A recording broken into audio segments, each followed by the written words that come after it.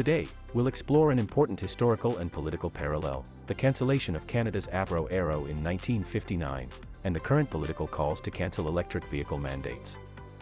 Both moments reveal how short-term decisions can shape or derail long-term national strategy.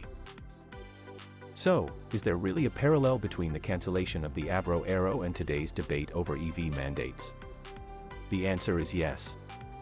Both are about more than just technology. They are about whether Canada invests in its own capacity to innovate, or gives up that opportunity to others. The Avro Arrow was cancelled, and Canada lost thousands of jobs and a chance at aerospace leadership. If EV mandates are cancelled today, Canada risks repeating the same mistake, falling behind while other countries seize the future of clean transportation. The lesson is clear: short-term political pressures should never be allowed to erase long-term national strategy. In the 1950s, Canada built the Avro Arrow, one of the most advanced fighter jets in the world. Yet in 1959, the government abruptly cancelled the program. The reasons were cost concerns, Cold War geopolitics, and pressure to align with U.S. defense strategies. The result? Canada's aerospace industry was gutted, 14,000 jobs were lost, and many of our top engineers left for the United States, some directly to NASA. What could have been a cornerstone of Canadian technological leadership was dismantled overnight. Fast forward to today. Canada's electric vehicle mandates aim to diversify our economy, create supply chains for batteries, and reduce reliance on imported fossil fuels. Yet opponents claim the mandates are costly, unrealistic, or unnecessary. That's the same kind of rhetoric that surrounded the Avro Arrow. If we abandon EV mandates now, the consequences could be just as damaging. Canada would weaken its competitiveness in the EV market, hand leadership to the US, Europe, and China, and undermine our emerging ecosystem in batteries and clean technology. Politically, the similarities are striking. The Avro Arrow was cancelled amid fears of overspending and doubts about whether Canada needed its own high-tech industry.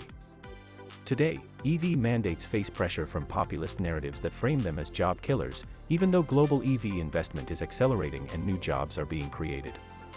In both cases, the debate is framed around short-term costs rather than long-term industrial strategy. The Avro Arrow is now widely seen as one of the greatest policy blunders in Canadian history. Cancelling EV mandates would risk repeating that mistake. Canada would be abandoning its chance to lead in a transformative global sector, while becoming dependent on foreign technologies and supply chains.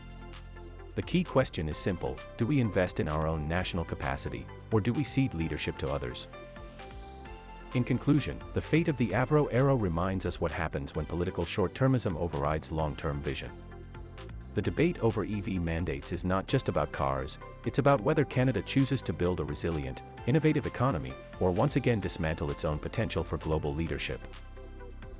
Story and Eisinger's 2007 article in the Journal of Strategic Studies provided a deep exploration of the strategic and political factors that led to the cancellation of the Avro Arrow, emphasizing how short-term decision-making undermined national industrial potential. The Canadian Encyclopedia's feature article, "The Avro Arrow is Cancelled," offered a concise historical overview and context of the project's termination and its impact on Canada's aerospace sector. Matthew Wilkinson's 2009 report from Heritage Mississauga, Black Friday, documented the economic and employment fallout following the cancellation, illustrating the human and industrial cost of policy reversal. Electric Autonomy Canada's 2025 report, Canada Pauses EV Sales Mandate for 2026, provided insight into the recent government decision to delay the EV mandate, reflecting how political and economic pressures are again shaping industrial priorities. The Associated Press article, Canada's Carney to Delay EV Mandate as Country Deals with Trump's Tariffs, contributed current economic and geopolitical context, linking U.S. tariff pressures to Canada's EV policy adjustments. Finally, the right move at the right time. A new Canadian industrial strategy published in 2025 by the Commission on Carbon Competitiveness and the Transition Accelerator served as the primary policy framework source. It outlined Canada's evolving low-carbon industrial strategy, including the central role of electric vehicles and battery manufacturing in maintaining competitiveness. Viewers can pause here to view the full citations and follow links to the source material.